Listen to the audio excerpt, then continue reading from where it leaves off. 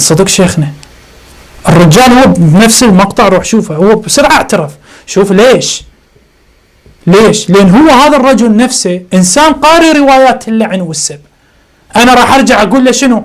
أقول له قال الإمام الرضا أبو بكر وعمر كذا، قال الإمام الحسين أبو بكر وعمر كذا وكذا وكذا، وإحنا لازم نسبهم، لازم تحكي عليهم.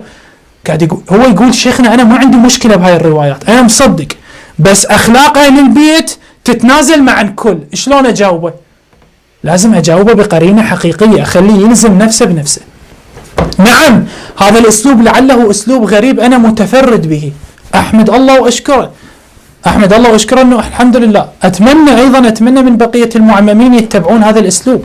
هذا أنا وجدته أفضل أسلوب إلى الآن، أفضل أسلوب، وهو يسألك بسؤال ما مقتنع به أو ما راضي أو شيء، تحاول أنت، لازم تكون عندك يعني سرعة بديهية، تحاول تجد السؤال هو بالحقيقة يقتنع به. من تسأله راح يقول لك إيه، راح تلزمه. شلون هسه هاي قضية الزهراء والنبي واللي شرحته. فرد السؤال بسؤال هو من أفضل الطرق لبعض الناس الذين لا يعتقدون بالروايات وغيرها.